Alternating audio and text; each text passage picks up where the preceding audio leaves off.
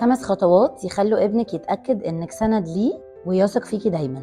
ابنك المراهق بيشتكي من مدرس بيكلمه بطريقة مش كويسة قدام الفصل كله، وانتي خايفة لو اتدخلتي الموضوع هيبقى أوحش أو يتقال عليكي الأم المجنونة. تعالي أقولك إزاي تحمي ابنك بذكاء.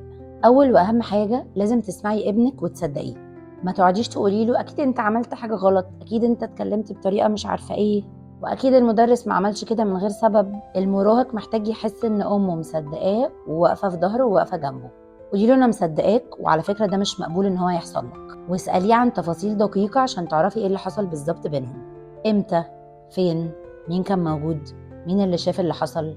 كده هتكوني عندك صوره واضحه للموقف. وممكن تسالي اولياء امور تانيين عشان تبداي تعرفي هل المدرس ده برضو بيتعامل بطريقه غريبه مع ولادهم ولا لا.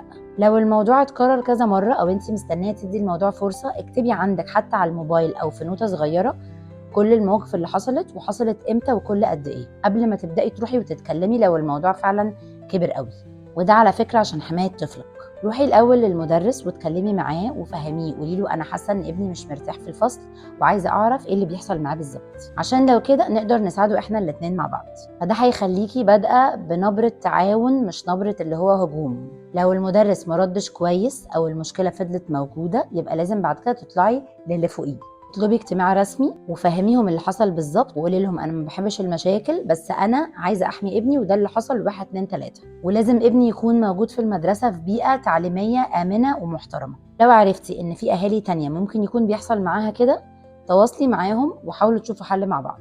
خلي ابنك يعرف انك واقفه جنبه وانك بتدافعي عنه، انك هتاخدي حقه، وقولي له انت مش لوحدك في الموضوع ده، انا معاك وهفضل معاك لحد ما تاخد حقك. الدعم النفسي في المواقف دي لاولادنا اهم حاجه. التعامل مع مدرس بيسيء لابنك أو بيذله قدام الفصل محتاج حكمة وصبر، مش انفعال وغضب.